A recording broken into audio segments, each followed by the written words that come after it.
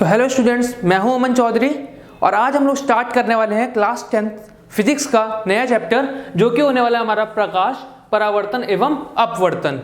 English में बात करें तो लाइट, रिफ्लेक्शन एंड रिफ्रैक्शन। इस चैप्टर में हम लोग प्रकाश के बारे में पढ़ रहे होंगे। प्रकाश क्या होता है? प्रकाश मतलब लाइट। अब हम लोग इस चैप्टर में जब लाइट के बारे में पढ़ रहे हैं तो सबसे पहले हमें पता होना चाहिए कि आखिर प्रकाश आखिर होता क्या है। What is a light? प्रकाश ऊर्जा का एक प्रकार है जो किसी भी वस्तु को दृश्यनीय बनाता है। Light is a form of energy that enables us to see. प्रकाश क्या है? असल में एक तरीके की एनर्जी है, एक तरीके की ऊर्जा है जो हम लोग को इस लायक बनाता है जिसकी वजह से हम लोग वस्तुओं को देख पाएं। कोई भी पत्थर मेरे सामने पड़ा है, फिर मान लेते हैं कुछ भी पड़ा है, मैं उसको देख पा रहा हूँ। क्यों देख पा रहा हूँ? क्योंकि उसके ऊपर जब लाइट पड़ती है वो हमारी आंखों में आती है और उसकी वजह से हम लोग उसको देख पाते हैं। ये देखिए अगला टॉपिक हमारा वही है, हम कैसे देख पाते हैं। सबको पता है हम लोग देख पा रहे हैं, हमारे पास आंखें भी है देखने के लिए, लेकिन क्या ऐसी वजह है हमारे आंखों के अलावा जिसकी वजह से हम देख पाते हैं? कोई वस्तु उस पर पड़ने वाले प्रकाश को परावर्तित करती है। यह परावर्तित प्रकाश जब हमारी आंखों द्वारा ग्रहण किया जाता है तो हमें वस्तुओं को देखने योग्य बनाता है। मतलब कोई भी वस्तु अगर रखी हुई है, फिर कुछ भी मान लीजिए कोई भी वस्तु है इस ब्रह्मांड के अंदर, उसके ऊपर जब आकर प्रकाश गिरेगा तो वह वस्तु उस प्रकाश को रिफ्लेक्ट कर देगी, परावर्तित कर देगी, और जब हमारी आंखें उस प्रकाश को कैच कर लेंगी तो हम लोगों को वो वस्तु देखने योग्य बन जाएंगे। हम लोग तभी हम लोगों को दिखाई देगी, वरना वो दिखाई नहीं देगी। अभी अभी हम लोगों ने प्रकाश की बात करी, तो प्रकाश के आधार पर हमारी वस्तुएं जो होती हैं वो दो प्रकार की होती हैं। कैसे? प्रदीप्त पिंड मतलब ल्यूमिनियस ऑब्जेक्ट। क्या होते हैं ल्यूमिनियस ऑब्जेक्ट? प्रदीप्त पिंड मतलब ये ऐसे ऑब्जेक्ट होते हैं, ऐसी वस्तुएं होती हैं जिनके पास अपनी खुद का प्रकाश होता है, खुद की रोशनी होती है। वैसी वस्तुएं जो प्रकाश उत्सर्जित करती हैं प्रदीप्त या दीप्त पिंड कहलाती हैं। मतलब ऐसी वस्तुएं या फिर वो ऑब्जेक्ट्स जिनके पास खुद की लाइट होती है, जो लाइट को एमिट करते हैं, लाइट को उपसर्जित करते हैं, वो क्या कहलाते हैं? Luminous object. सबसे बड़ा इसका एग्जांपल क्या होता है? सन। हमारे घर में लगा हुआ बल्ब, ये सारे किसके एग्जांपल्स हैं? ल्यूमिनियस ऑब्जेक्ट्स के एग्जांपल हैं, क्योंकि इनके पास खुद की लाइट होती है और ये लाइट को एमिट करते हैं। ये जो हमारा प्रकाश होता है उसको उत्सर्जित करते हैं और इसी तरीके इन्हीं से ही हम लोगों को प्रकाश मिलता है। और दूसरी वस्तुएं क्या होती हैं? अप्रदीप्त पिंड यानी नॉन ल्यूमिनियस ऑब्जेक्ट्स। ये वो वस्तुएं होती हैं जिनके पास खुद का प्रकाश नहीं होता है। अभी हम लोगों ने पढ़ा इनके ऊपर, ये जो हमारे ल्यूमिनियस ऑब्जेक्ट्स होते हैं, ये जब प्रकाश एमिट करते हैं, जब ये प्रकाश को उत्सर्जित करते हैं, तो वो जब इनके ऊपर आकर पड़ते हैं तो हम लोगों को तब दिखाई देती हैं। जैसे हमारा चांद, हम सबको चांद चमकता हुआ दिखाई देता है, एकदम चमकता हुआ दिखाई देता है रात में, लेकिन क्या चांद के पास खुद की अपनी रोशनी है? जी नहीं। चांद असल में जो सूरज की रोशनी होती है उसी को ही परावर्तित करता है, रिफ्लेक्ट करता है, और हम लोगों को चांद इतना सुंदर और चमकदार दिखाई देता है। हम लोग जितनी भी ज़्यादातर चीज़ें अपने आसपास देखते हैं, ज़्यादातर चीज़ें जो होती हैं नॉन ल्यूमिनियस होती हैं, उनके पास अपनी कोई लाइट नहीं होती है। वो ल्यूमिनियस ऑब्जेक्ट्स की ही लाइट को क्या कर रहे होते हैं? रिफ्लेक्ट कर रहे होते हैं, परावर्तित कर रहे होते हैं।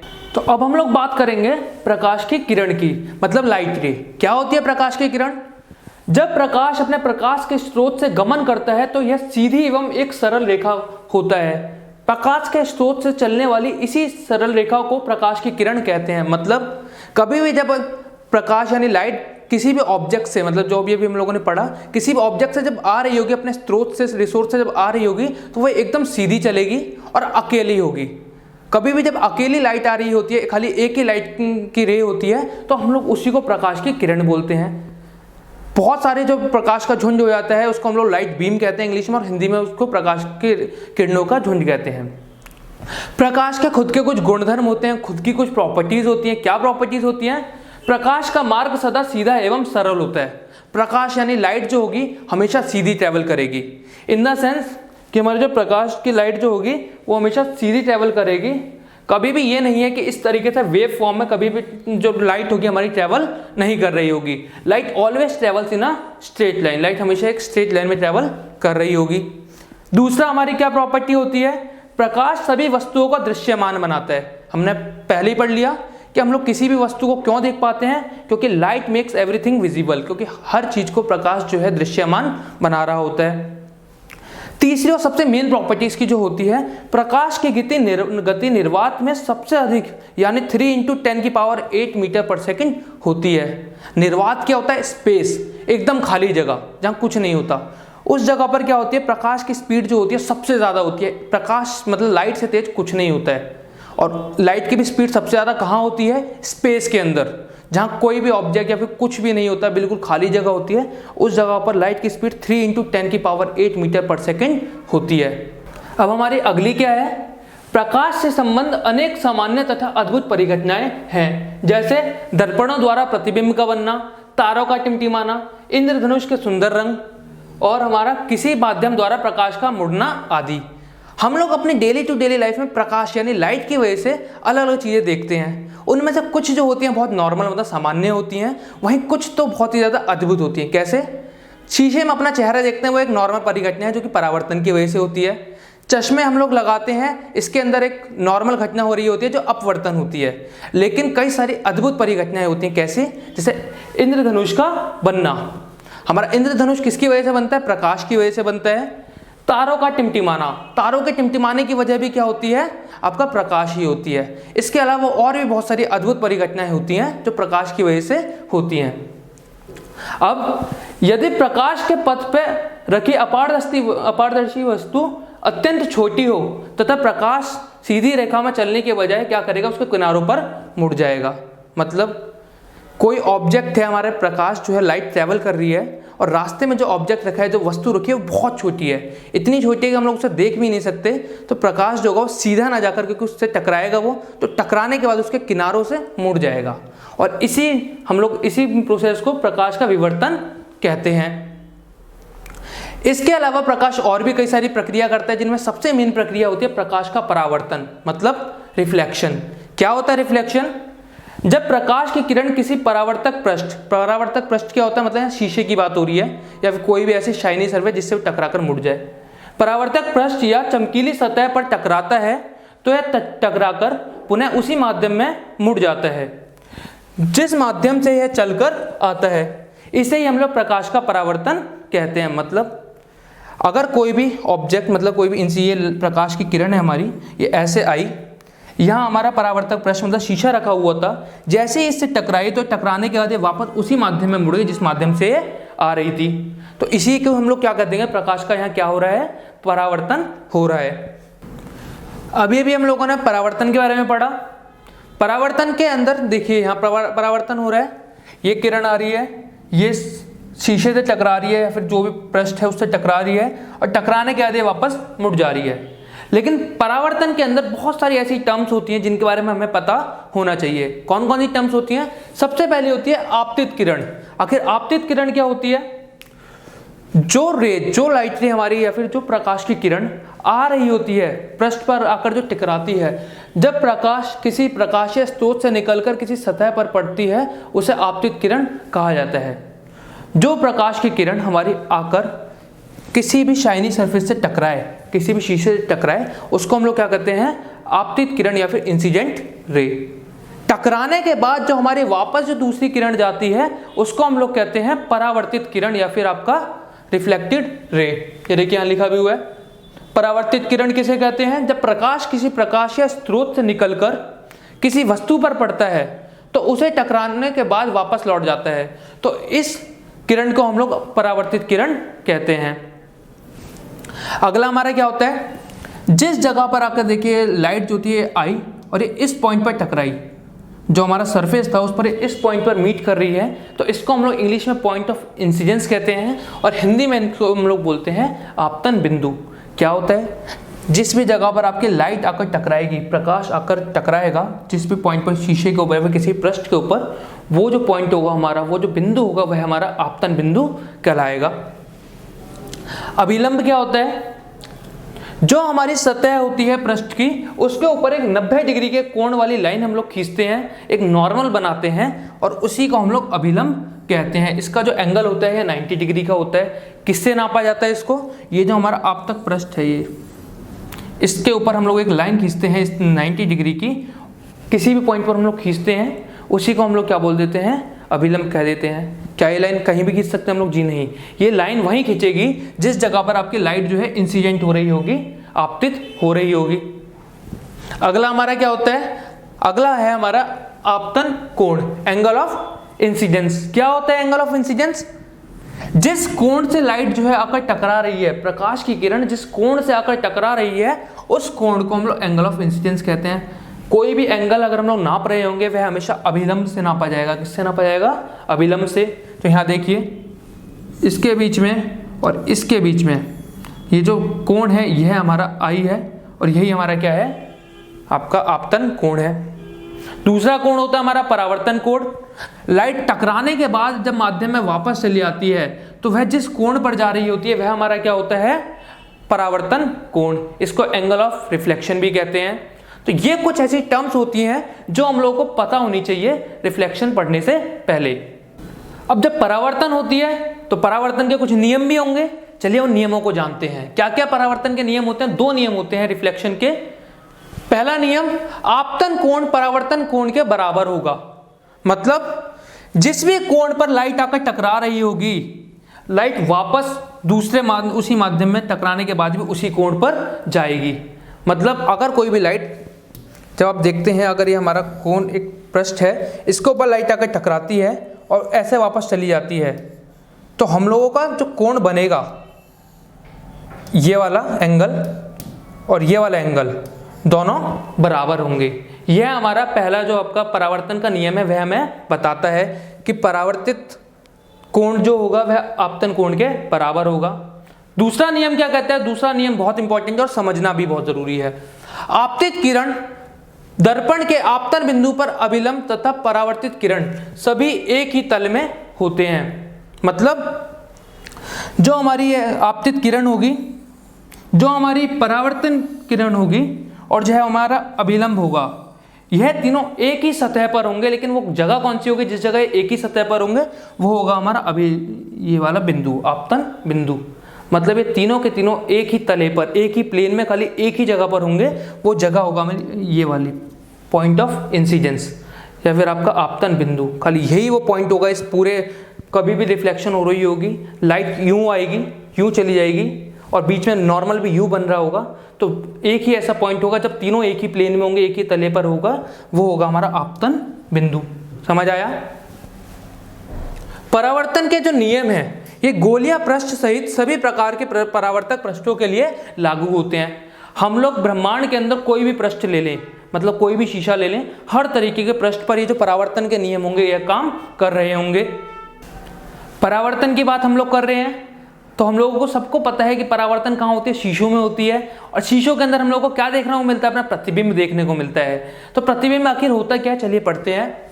किसी प्रकाशीय स्रोत से निकलने वाले प्रकाश की किरणें दर्पण से परावर्तन के बाद जिस बिंदु पर मिलती हैं या जिस बिंदु पर मिलती हुई प्रतीत होती हैं, उस बिंदु स्रोत को प्रतिबिंब कहते हैं। मतलब कभी भी जब आपका परावर्तन हो रहा होगा, किसी न किसी शीशे से लाइट टकरा रही होगी, टकराने के बाद कोई ऐसा पॉइंट होगा जिस जगह पर हमारी परावर्तित किरणें जो होंगी वह मिल रही होंगी, या फिर हम लोगों को लग रहा होगा कि ये मिल रही हैं, असल में नहीं मिल रही होंगी, हम लोग को लग रहा होगा कि जो परावर्तित किरणें हैं वह मिल रही हैं। उस जगह पर क्या बन रहा होता है? हमारा प्रतिबिंब बनता है।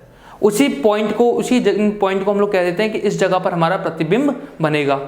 प्रतिबिंब जो होते हैं वह 2 प्रकार के होते हैं। पहला प्रतिबिंब वास्तविक प्रतिबिंब होता है, मतलब रियल इमेज। यह जो प्रतिबिंब होता है, जैसे अभी मैंने बताया, परावर्तन के बाद जो किरणें होंगी वो असल में मिल रही होंगी। दूसरा जो प्रतिबिंब होता है वह हमारा आभासी प्रतिबिंब या फिर काल्पनिक प्रतिबिंब होता है, वर्चुअल इमेज। नाम से बदल रहा है आभासी, मतलब रियल में ऐसा कुछ नहीं हो रहा होगा, वास्तविकता में ऐसा कुछ नहीं हो रहा होगा, लेकिन खाली हम लोगों को आभास हो रहा होगा। हम लोगों को लग रहा होगा कि जो प्रकाश की किरणें हैं वह मिल रही हैं, लेकिन वास्तव में नहीं मिल रही होंगी। चलिए इन दोनों के बारे में पढ़ते हैं। वास्तविक प्रतिबिंब क्या होता है? यह प्रतिबिंब पर्दे पर प्राप्त किया जा सकता है। क्योंकि ये वास्तविक है तो हम लोग किसी भी पर्दे पर इसको प्राप्त कर सकते हैं। पर्दे पर प्राप्त करने का मतलब क्या है? मतलब हम लोगों ने कोई शीशा लिया, उसके ऊपर प्रतिबिंब बनाया और सामने एक पर्दा रख दिया और उसके ऊपर हम लोग फोकस करते हैं तो हम लोगों को वही प्रतिबिंब उस पर्दे के ऊपर देखने को मिल जाएगा। इसका मतलब पर्दे पर हम लोग प्राप्त कर सकते हैं। यह सदैव उल्टा बनता है। जो आपका वास्तविक प्रतिबिंब होगा वह हमेशा उल्टा बनेगा। आपने कई बार चम्मचों में देखने की कोशिश करी होगी, हमेशा मुंह उल्टा दिखाई देता है। क्यों? क्योंकि वहां वास्तविक प्रतिबिंब बन रहा होता है। इसके बनते समय अपवर्तित या परावर्तित किरणें वास्तव में एक बिंदु पर मिलती हैं। हम लोगों ने बात कर ही ली कि ये बनता ही क्यों है, क्योंकि वास्तव में जो परावर्तित किरणें होंगी वह मिल रही होंगी।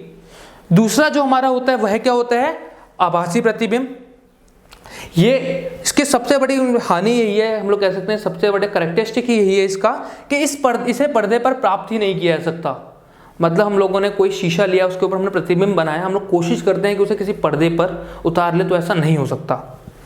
यह सदैव सीधा बनता है। वास्तविक प्रतिबिंब जो होगा वह हमेशा सीधा बनेगा। हम लोग अपना चेहरा देखते हैं शीशे के अंदर, हमेशा सीधा दिखता है। क्यों? क्योंकि वे वास्तविक प्रतिबिंब होते हैं। इसके बनते समय आपवर्तित अथवा परावर्तित किरणें किसी बिंदु पर मिलती नहीं बल्कि मिलती हुई प्रतीत होती है। मतलब हम लोगों को लग रहा होगा कि जो परावर्तित किरणें हैं वह मिल रही हैं, लेकिन वास्तविकता में वह नहीं मिल रही होंगी। तो अब हम लोग आगे चल दिए, अब इससे आगे जानते हैं क्या होता है। अब हम लोग परावर्तन और प्रतिबिंब की बात कर रहे हैं। तो हमारी डेली यूजुअल लाइफ में एक ऐसा ऑब्जेक्ट होता है जिससे हम लोग बहुत ज़्यादा फेमिलियर होते हैं, जो हमें पता है वही एक ऐसा ऑब्जेक्ट हम लोग देखते हैं जो कि प्रतिबिंब बनाता है। वो क्या होता है? दर्पण। क्या होते हैं दर्पण? यह एक चमकीला और अधिक पॉलिश किया हुआ परावर्तक पृष्ठ होता है जो अपने सामने रखी वस्तुओं का प्रतिबिंब बनाता है। हम सबको पता है दर्पण यानी शीशा, क्या काम होता है मिरर्स का? वो अपने सामने जो भी ऑब्जेक्ट होता है हम लोग भी उसमें देखते हैं तो हमारा क्या बना रहे होते हैं? प्रतिबिंब बना रहे होते हैं। दर्पण जो होते हैं वह दो प्रकार के होते हैं। कौन कौन से दर्पण होते हैं? एक होता है हमारा समतल दर्पण, जो हम लोग अपनी शक्ल देखने के लिए इस्तेमाल करते हैं, हम सबको पता है वह प्लेन मिरर होते हैं, समतल दर्पण होता है। दूसरे प्रकार के मिरर होते हैं हमारे गोलीय दर्पण। क्या होते हैं गोलीय दर्पण? हम लोग जब चम्मच की बात कर रहे होते हैं तो चम्मच से जब सामने देखते हैं या फिर पीछे देखते हैं, वह एक तरीके का गोलीय दर्पण होता है। तो पहले चलिए समतल दर्पण के बारे में जान लेते हैं। समतल दर्पण का परावर्तक पृष्ठ एकदम समान अथवा समतल होता है, इसी वजह से एकदम प्लेन होता है, तभी तो इसे प्लेन मिरर कहते हैं। इसलिए इस दर्पण को समतल दर्पण कहते हैं। लिखा भी हुआ है यहाँ कि हमारा जो समतल दर्पण होता है उसका जो परावर्तक पृष्ठ है, ये देखिए बिल्कुल समतल है, एकदम प्लेन है। तो कभी भी जब लाइट आएगी इस तरीके से टकराएगी और वह उसी रास्ते पर मुड़ जाएगी। जब हम समतल दर्पण द्वारा बने हुए प्रतिबिंब की बात करते हैं तो उसके कुछ गुण भी होंगे, क्योंकि प्रतिबिंब बन रहा है तो कुछ ना कुछ तो उसके स्पेशल कैरेक्टरिस्टिक्स होंगे। चलिए उनको जानते हैं। समतल दर्पण द्वारा बना प्रतिबिंब सदैव आभासी तथा सीधा होता है। प्लेन मिरर के अंदर जो इमेज बन रही होगी वो हमेशा कैसी होगी? सीधी होगी और वर्चुअल होगी, आभासी होगी। हमने पहले ही पढ़ा कि हमेशा आभासी इमेज कैसी होगी? सीधी होगी। मतलब क्या है? अगर मैं किसी समतल दर्पण प्लेन मिरर के सामने खड़ा हूं और अपने आप को देख रहा हूं तो वहां मेरे को सीधा दिखाई दे रहा हूँगा मैं, तो इसका मतलब वहां कैसी इमेज बन रही होगी? आभासी इमेज बन रही होगी। दूसरा, प्रतिबिंब का साइज बिंब के साइज के बराबर होता है। हम सबको पता है प्लेन मिरर के अंदर हम लोग अपने नॉर्मल जो मिरर होते हैं उनके अंदर जब अपने आप को देखते हैं तो हमारा जो साइज होता है वो बिल्कुल उतना ही होता है जितना इमेज का साइज होता है। ऐसा नहीं हो रहा होता कि हम लोग बड़े होते हैं, इमेज छोटी बन गई, प्रतिबिंब छोटा बन गया, हम लोग छोटे होते हैं, प्रतिबिंब बड़ा बन गया, ऐसा नहीं हो रहा होता। प्रतिबिंब दर्पण के पीछे उतनी ही दूरी पर बनता है जितनी दूरी पर दर्पण के आगे बिंब है। मतलब जो हमारा प्रतिबिंब होगा वह उतनी ही दूरी पर बन रहा होगा। अगर मैं शीशे से 10 मीटर की दूरी पर खड़ा हूं तो जो मेरा प्रतिबिंब बन रहा होगा, जो इमेज बन रही होगी, उससे भी शीशे की दूरी कितनी होगी? 10 मीटर ही होगी। ये हमेशा याद रखिएगा। अगला, इसके अतिरिक्त प्रतिबिंब पार्श्व परावर्तित होता है। पार्श्व का मतलब क्या है? Left right reversal. आप कभी भी अपने आप को प्लेन मिरर में देखते हैं तो हमेशा देखिएगा आपका जो राइट हैंड होगा वो लेफ्ट में चले जाएगा और जो लेफ्ट हैंड होगा वह राइट में चले जाएगा। इसको लेफ्ट राइट रिवर्सल कहते हैं, फिर पार्श्व कहते हैं। तो ये जो होता है हमारा समतल दर्पण द्वारा बने हुए प्रतिबिंब के गुण होते हैं। चलिए अब आगे जानते हैं। अभी हम लोगों ने समतल दर्पण यानी प्लेन मिरर के बारे में पढ़ा। अब हम लोग पढ़ते हैं गोलीय दर्पण यानी स्फेरिकल मिरर के बारे में। क्या होते हैं गोलीय दर्पण? इसका परावर्तक पृष्ठ वक्र, वक्र माने क्या होता है? मुड़ा हुआ होता है। गोलीय दर्पण का परावर्तक पृष्ठ अंदर की ओर या बाहर की ओर वक्रित हो सकता है। जो गोलीय दर्पण होते हैं दो प्रकार के होते हैं, या तो इनका पृष्ठ जो होगा, जो हमारा रिफ्लेक्टिंग सरफेस होगा, अंदर की तरफ मुड़ा हुआ होगा या फिर बाहर की तरफ। यहाँ देखिए इस वाले का जो है, जो रिफ्लेक्टिंग सरफेस है वो अंदर की तरफ मुड़ा हुआ है, वहीं इस वाले का जो रिफ्लेक्टिंग सरफेस है ये बाहर की ओर मुड़ा हुआ है। अब हमारे इसी के बेसिस पर जो आपके स्फेरिकल मिरर्स होते हैं, गोलीय दर्पण होते हैं, दो प्रकार के होते हैं। पहला होता है हमारा अवतल दर्पण मतलब कनकेव मिरर। क्या होता है? इसका परावर्तक पृष्ठ अंदर की ओर अर्थात गोले के केंद्र की ओर धंसा हुआ होता है। ये जो आपका मिरर होते हैं, ये जो आपका दर्पण होते हैं, ये देखिए इसका जो वक्र जो है वह अंदर की तरफ मुड़ा हुआ है, इस तरीके से मुड़ा हुआ है, इस वजह से इसको कनकेव मिरर कहते हैं, अवतल दर्पण कहते हैं। और जो हमारा दूसरा दर्पण होता है वह होता है कन्वेक्स मिरर मतलब उत्तल दर्पण। इसका जो परावर्तक पृष्ठ होगा वह बाहर की तरफ उभरा हुआ होगा। ये देखिए, ये जो हमारा परावर्तक पृष्ठ है हमारी जो रिफ्लेक्शन हो रही होगी वो इधर हो रही होगी, इधर से। लाइट रे जो आएगी वो इस वाले में इधर से आएगी, ऐसे टकराएगी और ऐसे मुड़ेगी। जबकि हम लोग बात करते हैं कन्वेक्स मिरर की, तो लाइट रे आ रही होगी तो बाहर वाले से टकरा रही होगी, अंदर वाले से टकरा नहीं रही होगी। तो ये जो होता है हमारा एक कनकेव मिरर मतलब अवतल दर्पण होता है, क्योंकि इसका वक्र जो है अंदर की ओर मुड़ा हुआ है, इस वाले का वक्र जो है बाहर की तरफ मुड़ा हुआ है, इसलिए यह जो होता है हमारा कन्वेक्स मिरर होता है। अभी हम लोगों ने अवतल एवं उत्तल दर्पण की बात करी, दोनों के बीच में हम लोगों ने अंतर पढ़ा कि एक अंदर की तरफ रिफ्लेक्टिंग सरफेस वाले होते हैं, एक बाहर की तरफ। तो क्या खाली इतना ही अंतर होगा कि एक का सरफेस जो होगा अंदर की तरफ होगा, दूसरे का बाहर की तरफ? नहीं, ऐसा नहीं होता, और भी बहुत सारे आपका अंतर होते हैं। चलिए जानते हैं। अवतल दर्पण की जब हम लोग बात करते हैं तो उसके अंदर प्रतिबिंब जो होता है वह वास्तविक भी होगा, उल्टा भी होगा।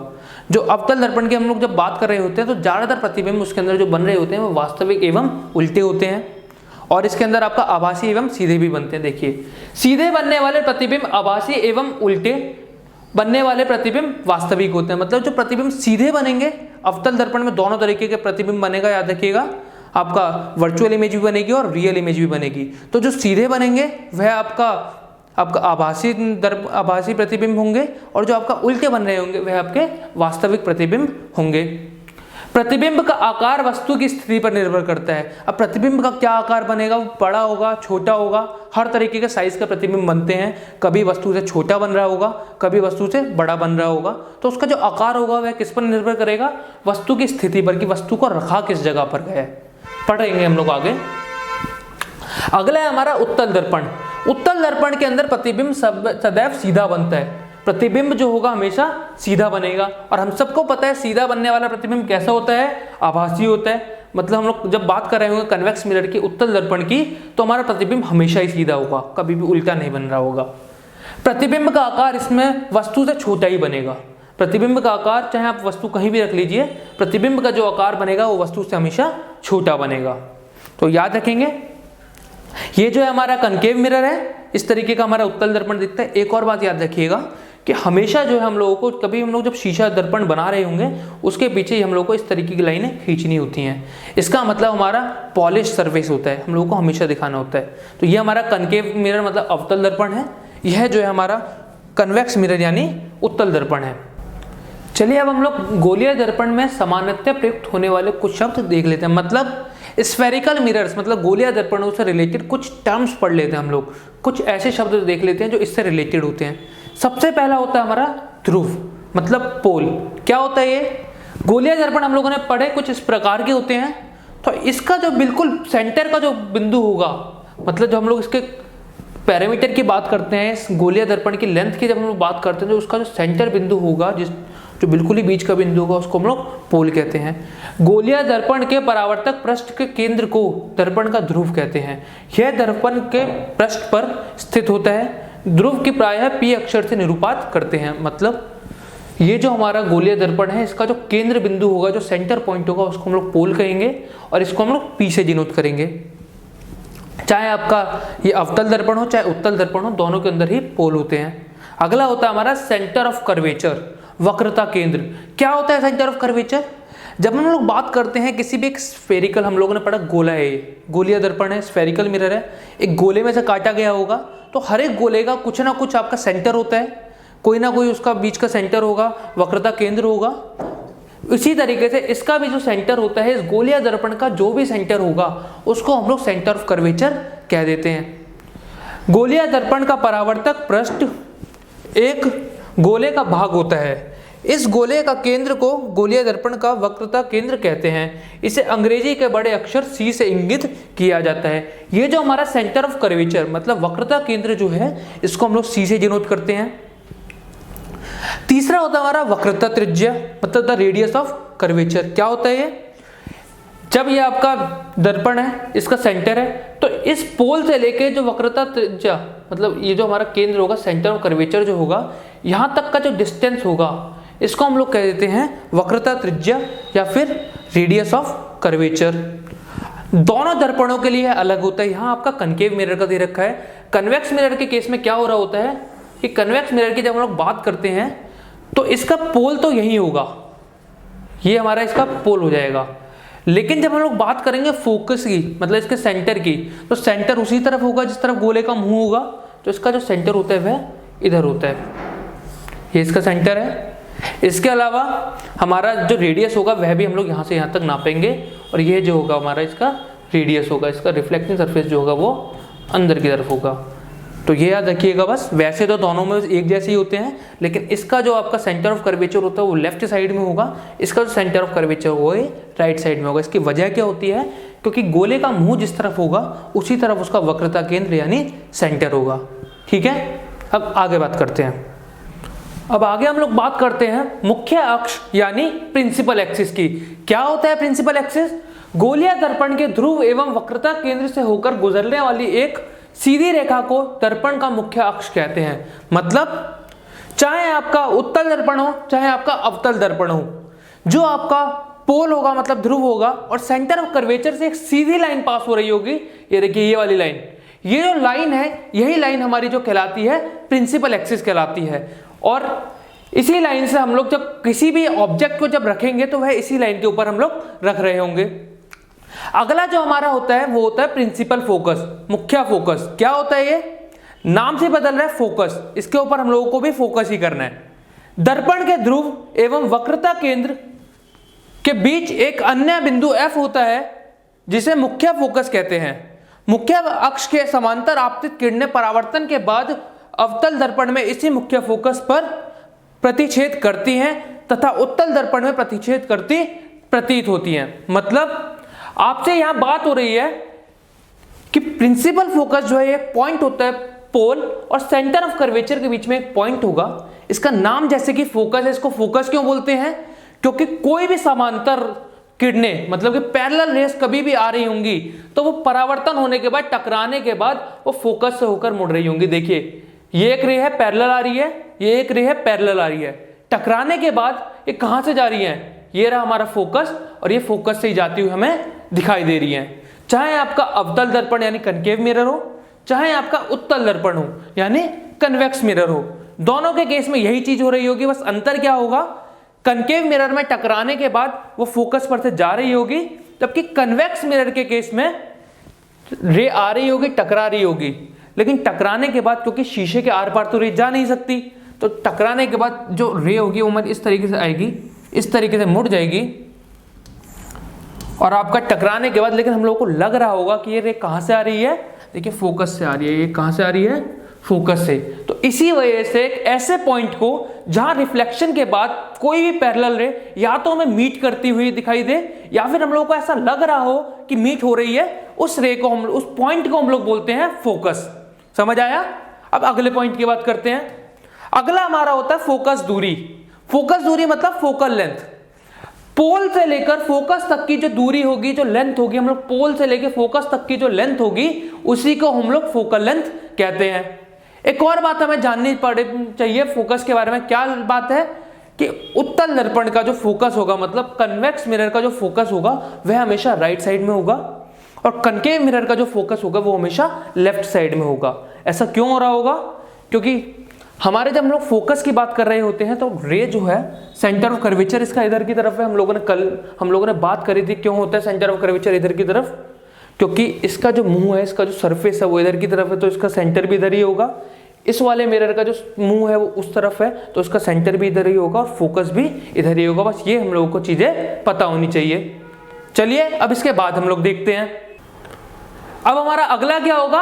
अपर्चर, द्वारक। नाम से बदला है द्वारक मतलब द्वार। क्या होगा ये?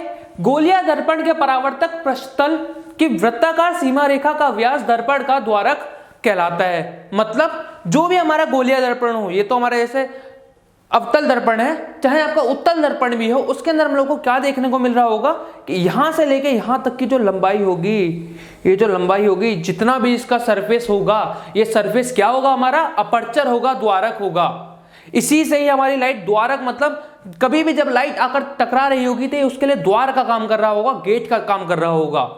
अब एक और बात हम लोग को जो पता होनी चाहिए, गोलीय दर्पण के लिए वक्रता त्रिज्या मतलब आपका रेडियस ऑफ कर्वेचर फोकस दूरी से दुगनी होती है। हमेशा यह बात याद रखिएगा कि पोल से लेके सेंटर ऑफ कर्वेचर तक का जो डिस्टेंस होगा वो पोल से लेके फोकस तक का डिस्टेंस मतलब फोकल लेंथ के दुगना होगा। इसके लिए हम लोगों को एक स्पेशल टर्म दी जाती है R = 2f। ये हमारी इक्वेशन होती है कि रेडियस ऑफ कर्वेचर हमेशा इक्वल होगा फोकल लेंथ के डबल के। समझ आया?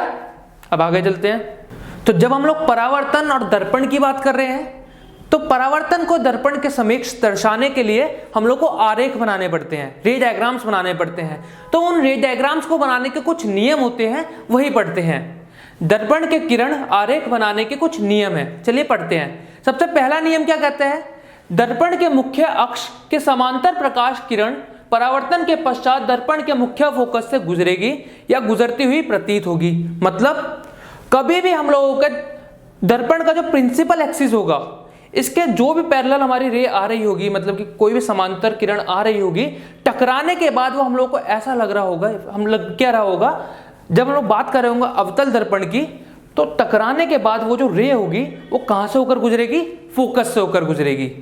इसी वजह से इस पॉइंट को हम लोग फोकस कहते हैं। कोई भी पैरेलल रे आ रही हो, चाहे कितनी भी पैरेलल रेज आ रही हो, टकराने के बाद कनकेव मिरर में वो पैरेलल रे टकराने के बाद किधर से होकर गुजर रही होगी? फोकस से होकर गुजर रही होगी।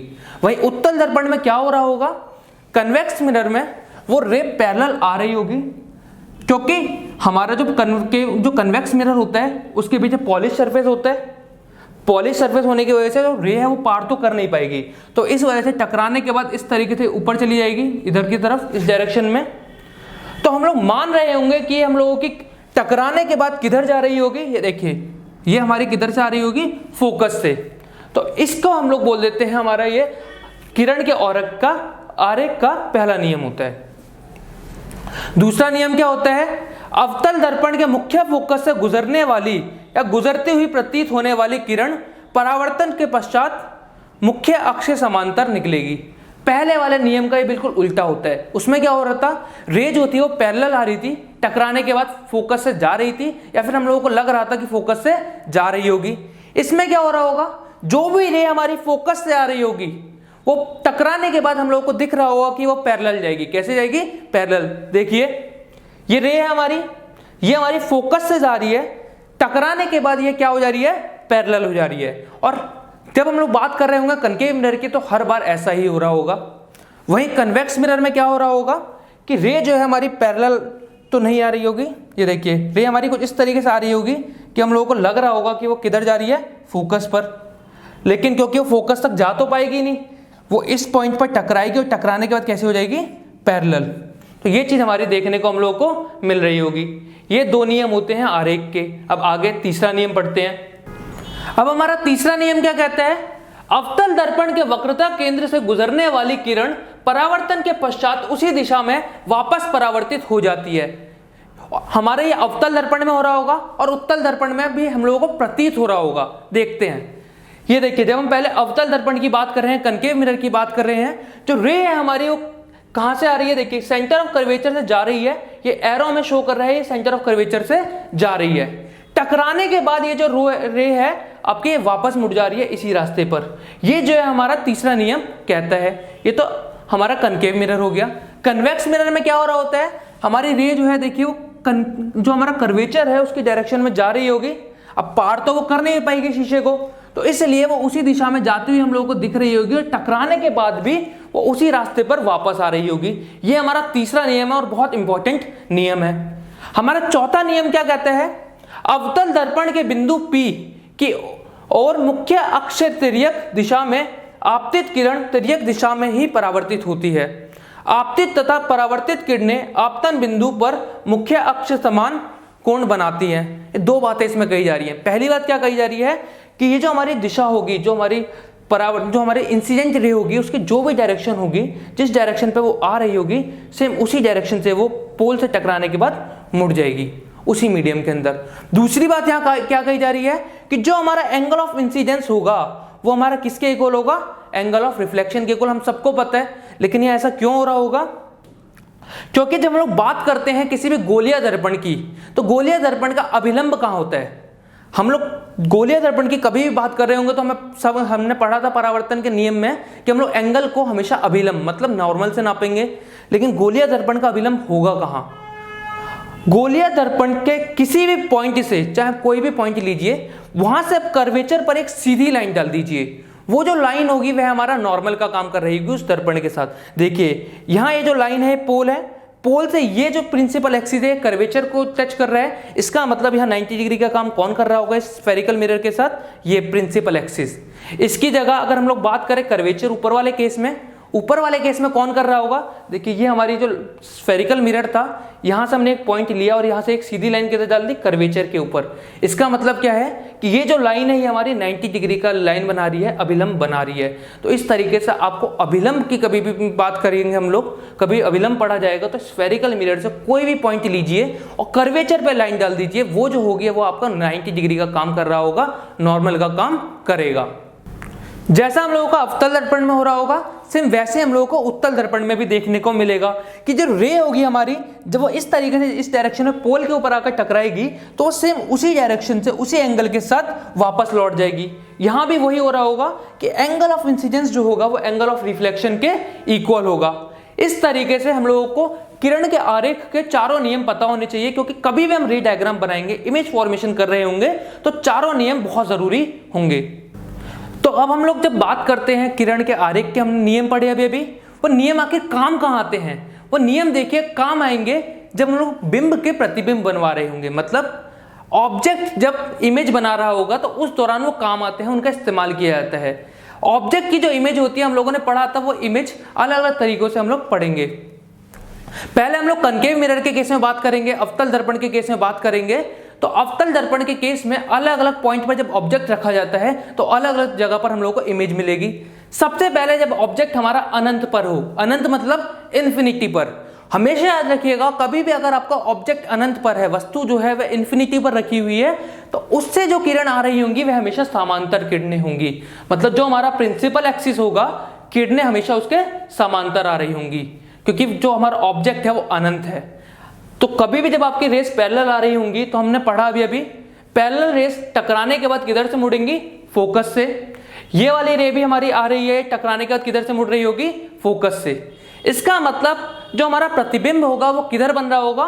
फोकस पर। जो हमारा प्रतिबिंब है, क्योंकि दोनों जो रेज हैं वो किधर मीट कर रही हैं? फोकस पर, तो हमारा प्रतिबिंब भी किधर बन रहा होगा? फोकस पर। अब प्रतिबिंब का जो साइज होगा वो कैसा होगा? चाहे ऑब्जेक्ट कितना भी बड़ा हो, चाहे वस्तु कितनी भी बड़ी हो, जो प्रतिबिंब का जो साइज होगा, क्योंकि ये देखिए बहुत बिंदु आकार का यहाँ देखने को मिल रहा है हम लोगों को, तो हमारा जो प्रतिबिंब होगा वह अत्यंत ज्यादा छोटा होगा, फिर हम लोग बोल सकते हैं बिंदु आकार का होगा। और जो प्रतिबिंब होगा उसकी प्रवृत्ति जो होगी वो कैसी होगी? वह रियल होगा और उल्टा होगा। रियल मतलब वह जो होगा वास्तविक प्रतिबिंब होगा और उल्टा होगा। हम लोग को यहाँ देख नहीं पा रहे हम लोग, लेकिन यहाँ जो इमेज बनता है वो उल्टी बनती है, ये याद रखिएगा। दूसरा क्या होता है, हमारी जो हमारा बिंब है, जो हमारा ऑब्जेक्ट है, उसकी जब पोजीशन सी से पहले रख दें हम लोग, इन्फिनिटी से हम लोग आगे ले आए, अनंत से आगे ले आए, लेकिन जो इसका कर्वेचर है उससे हमने पीछे रखा है ऑब्जेक्ट को, उस केस में क्या हो रहा होगा? देखिए ये हमारा ऑब्जेक्ट है, मान लेते हैं ए बी, इसके थ्रू रेस कौन कौन सी जा रही होंगी? हमेशा रेस जो है कॉर्नर से पास होंगी। पहले ये वाली रे जो है ऐसे जा रही है, पैरेलल गई, पैरेलल जाने के टकराने के बाद किधर से मुड़ गई? फोकस से मुड़ गई। दूसरी जो रे है उसको हम किधर से लेकर जाएंगे?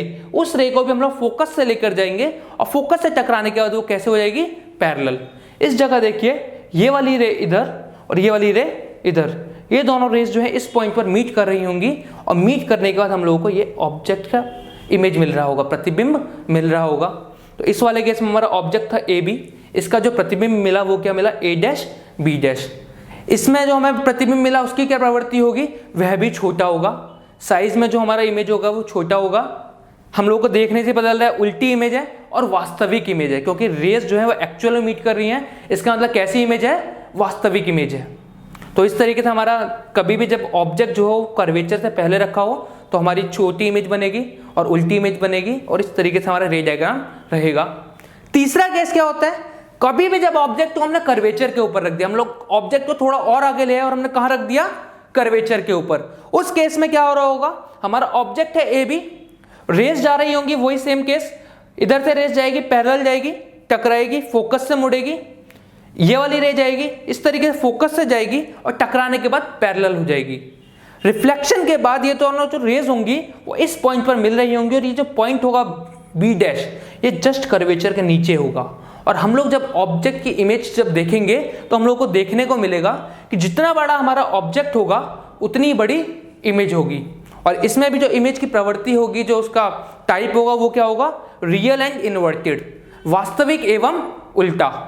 अब कर्वेचर से और आगे हम लोग लेकर जाएंगे और चौथा रे डायग्राम पढ़ते हैं। अब हम लोग वस्तु को कर्वेचर से भी आगे ले आए और कहाँ रख दिया? कर्वेचर और फोकस के बीच में। इस केस में क्या हो रहा होगा? देखिए हमारा जो वस्तु है, जो बिंब है, वो है AB। AB से जो किरण जा रही होगी पहले तो वो पैरेलल जाएगी, पैरेलल जाने के बाद वो टकराने के बाद किधर से मुड़ जाएगी? फोकस से। और दूसरी जो किरण जा रही होगी वो फोकस से जा रही होगी, टकराने के बाद पैरेलल हो जाएगी, समानांतर हो जाएगी। और वो देखिए किस जगह पर मिल रहे होंगे? इस पॉइंट पर। और ये जो पॉइंट पर हमारी जो इमेज मिल रही होगी, यह जो इमेज होगी ये हमारे बिंब से बड़ी होगी। जो प्रतिबिंब का साइज होगा अब हमारा इमेज से बड़ा हो गया। क्यों हो गया? क्योंकि इमेज जो हमारी कर्वेचर से पीछे बन रही है। तो इस केस में क्या हो रहा होगा? हमारी इमेज कहां बन रही है? कर्वेचर के पीछे। उसके अलावा इमेज का टाइप क्या रहेगा? इसमें भी वही टाइप रहेगा। इमेज जो होगी, प्रतिबिंब जो होगा वह वास्तविक होगा एवं उल्टा होगा। और इमेज का जो साइज होगा, जो आकार होगा, वह बिंब से बड़ा हो जाएगा। तो ये तो हमारा होता है चौथा केस। अब पांचवा केस, जब हम लोगों ने ऑब्जेक्ट को थोड़ा और आगे खिसका दिया और कहां रख दिया? F के ऊपर। इस केस में क्या हो रहा होगा? जब हम लोगों ने ऑब्जेक्ट को और आगे खिसका दिया और फोकस के ऊपर रख दिया, अब फोकस से हम लोगों की किरण पहले फोकस से जा रही थी इस वाले केस में, अब हम वहां से नहीं भेज सकते। अब क्या करते हैं? चलिए देखते हैं। फोकस है हमारा, इसी के ऊपर ऑब्जेक्ट है। पहली किरण तो हम लोगों ने वही पैरेलल भेजी, पैरेलल भेजने के बाद टकरा कर किधर से आ गई? फोकस से। दूसरी किरण को क्या करा हम लोगों ने? एक ऐसे रास्ते पर भेजा जो रास्ता हम लोगों को ऐसा प्रतीत हो रहा है कि वो कर्वेचर से होकर निकलेगा। किधर से होकर निकलेगा? कर्वेचर से। इस केस में क्या होगा? ये वाली रे तो हमारी पैरेलल होने का टकराकर फोकस से मुड़ जाएगी। दूसरी वाली जो रे होगी हम लोगों की, जब वो इधर जाएगी, ऐसे जाएगी, वो किधर से आ रही होगी? कर्वेचर से। तो वो टकराने के बाद भी तीसरे नियम के हिसाब से किधर से मुड़ जाएगी? वापस कर्वेचर से। इस केस में क्या हो रहा होगा? हमारी देखिए जो दोनों रेस जो हैं ये मीट नहीं कर रही हैं, पैरेलल है। कैसी हैं? पैरेलल है। जब पैरेलल है तो इसका मतलब आप बोलेंगे कि इस हिसाब से तो हमारी इमेज ही नहीं बननी चाहिए, तो इमेज नहीं बनेगी क्या? ऐसा नहीं होगा। पैरेलल है, हम लोग ये मान लेंगे रेल की पटरियों की तरह कि किसी पॉइंट पर कभी जाकर ये मीट कर रही होंगी। यहां मीट नहीं कर रही, यहां तो ये पैरेलल है, समानांतर है, लेकिन कभी ऐसा पॉइंट होगा जब जाकर ये मीट कर रही होंगी। जैसे रेल की पटरियां जो होती हैं, कोई ना कोई पॉइंट तो ऐसा होता है जब वो मीट करती हैं, सेम उसी तरीके से। और जब ये जाकर बन रही होंगी, उस जगह पर जो इमेज बनेगी वो हमारी बहुत बड़ी बनेगी। तो इसका मतलब क्या है? फोकस पर कभी जब हम लोग बिंब को रखेंगे, उस दौरान जो हमारी इमेज बनेगी वह भी रियल एंड इन्वर्टेड, मतलब वास्तविक एवं उल्टी बनेगी। जो इमेज का जो साइज होगा वो बहुत बड़ी होगी। और इमेज बन किस जगह पर रही होगी? इमेज जो बन रही होगी वह अनंत पर बन रही होगी, इन्फिनिटी पर बन रही होगी। हम लोगों को भी नहीं पता कहां बन रही होगी। छठा जो केस होता है, सबसे इंपॉर्टेंट केस होता है। अब तक हम लोगों ने जितनी भी इमेजेस पढ़ी सब रियल एंड इन्वर्टेड, वास्तविक एवं उल्टी बन रही थी। लेकिन छठे केस में जब हम लोग इमेज पढ़ रहे होंगे तो इसमें कुछ अलग हो रहा होगा। देखते हैं। देखिए, जब हमारा ऑब्जेक्ट को हमने और आगे खिसका दिया और फोकस से आगे हम लोग ले आए पोल और फोकस के बीच में, जब हम लोग ऑब्जेक्ट को किधर ले आए? पोल और फोकस के बीच में। इस केस में क्या हो रहा होगा? हम लोग जो इमेज है, जो हमारा ऑब्जेक्ट है, उसका जो रे डायग्राम है उसको हम लोग एक तो इस तरीके से पोल पर टकराएंगे।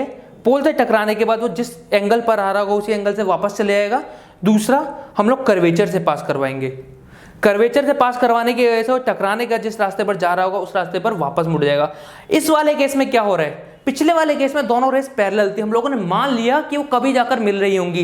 लेकिन इस वाले केस में जब हम लोग देखते हैं तो दोनों रेस जो है खुल रही हैं इस तरीके से, और जो रेस आपस में खुल रही हो यूं करके वह कभी मिल ही नहीं सकती हैं। तो इसका मतलब क्या? हम लोग मान रहे होंगे कि ये रेस ऐसे खुल रही हैं, इसका मतलब पीछे ही किसी पॉइंट पर मिल रही होंगी। सेम इसी तरीके से देखिए, ये वाली रेस जो है ऐसे जा रही है, ये वाली रे जो है ऐसे जा रही है। हम लोग मान रहे होंगे कि ये रे किसी पॉइंट पर पीछे मिल रही होंगी, और इसी रे को जब हम लोग पीछे की तरफ खिसका देंगे इस तरीके से, तो हम लोगों को पीछे की तरफ, मतलब जो हमारा शीशा होगा उससे पीछे की तरफ इमेज मिलेगी। रियल जो आपकी रेज हैं वो रियल में मीट नहीं कर रही हैं, लेकिन हम लोगों को प्रतीत हो रहा होगा कि रेज जो है वो मीट कर रही हैं। और इस केस में जो हमारी इमेज होगी वह कैसी होगी? आभासी एवं सीधी, क्योंकि रेज एक्चुअल में मीट ही नहीं कर रही हैं। और जब रेज ही एक्चुअल में मीट नहीं कर रही है, इसका मतलब जो हमारी इमेज बनेगी वो कैसी बनेगी? आभासी, मतलब वर्चुअल। और वर्चुअल इमेज हमेशा सीधी होती है, मतलब कि आपकी जो इमेज होगी वह सीधी भी बन रही होगी। तो इस तरीके से 6 डायग्राम्स हम लोग पढ़ते हैं। अभी हम लोगों ने अवतल दर्पण में पढ़ा कि किस तरीके से बिंब को अलग अलग जगहों पर रखने पर किस तरीके से प्रतिबिंब मिलेगा। तो अब वही जान लेते हैं कि बिंब को जब हम लोग अलग अलग जगह पर रखेंगे तो कैसे कैसे प्रतिबिंब मिलेगा, फटाफट से देख लेते हैं। बिंब की स्थिति अगर अनंत पर है तो प्रतिबिंब की स्थिति क्या होगी, फोकस पर। अभी हम लोगों ने देख लिया। प्रतिबिंब का आकार क्या होगा, अत्यधिक छोटा, या फिर हम लोग बोल देंगे बिंदु आकार। प्रतिबिंब की जो प्रकृति होगी वह कैसी होगी, वास्तविक एवं उल्टी। ठीक है। दूसरा, बिंब की स्थिति अगर हम लोग C से परे मतलब बियॉन्ड द कर्वेचर रखते हैं तो क्या हो रहा होगा, प्रतिबिंब की स्थिति जो होगी वह F तथा C के बीच में होगी। जो प्रतिबिंब का आकार होगा वह छोटा होगा और प्रतिबिंब का जो प्रकृति होगी वह वही होगी, वास्तविक तथा उल्टी। बिंब की स्थिति को अगर हम C पर रख देंगे तो हमारे प्रतिबिंब कहां मिलेगा, C पर ही मिलेगा। प्रतिबिंब का जो आकार होगा वह कैसा होगा, समान आकार का प्रतिबिंब होगा। और इस केस में भी क्या मिल रहा होगा हमें, प्रतिबिंब जो होगा वह वास्तविक एवं उल्टा मिल रहा होगा। चौथे वाले केस की जब हम लोग बात करते हैं, जब हम बिंब को C तथा F के बीच में रखेंगे उस दौरान प्रतिबिंब की स्थिति क्या होगी, C से परे, मतलब जो हमारा प्रतिबिंब अब तक C तक मिल रहा था वह C से परे चले जाएगा और प्रतिबिंब का आकार कैसा हो जाएगा, बड़ा हो जाएगा। प्रतिबिंब की प्रकृति वही रहेगी, वास्तविक एवं उल्टी।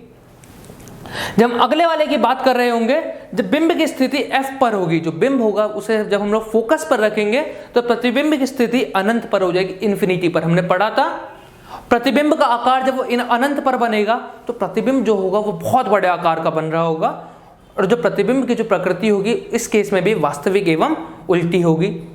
छठा केस जो होता है वह सबसे अलग होता है। कभी जब हम लोग बिंब को P तथा F के बीच में रख रहे होंगे उस केस में प्रतिबिंब की जो स्थिति होगी वो कहाँ हो जाएगी, दर्पण के पीछे। मतलब जो प्रतिबिंब होगा अब वो दर्पण के पीछे बनेगा। क्यों, क्योंकि जो प्रतिबिंब बन रहा था अभी हम लोगों ने देखा वह कैसा बन रहा था, आभासी बन रहा था। और आभासी प्रतिबिंब बनने की वजह से वो जो प्रतिबिंब बन रहा है वह कहाँ बन रहा है, दर्पण के पीछे। और जो प्रतिबिंब का जो आकार रहेगा वो कैसा रहेगा, विवर्धित बड़ा। विवर्धित मतलब थोड़ा सा बड़ा रहेगा, बहुत ज्यादा बड़ा नहीं, बहुत कम बड़ा भी नहीं, हम कह सकते हैं हम लोग नॉर्मल रहेगा, एक उससे बड़ा रहेगा, लेकिन जो बिंब होगा उससे हमेशा बड़ा होगा। इस तरीके से 6 के 6 हम लोगों ने रे डायग्राम्स पढ़े और ये 6 के 6 रे डायग्राम्स को हम लोगों ने एक टेबल में पढ़ लिया।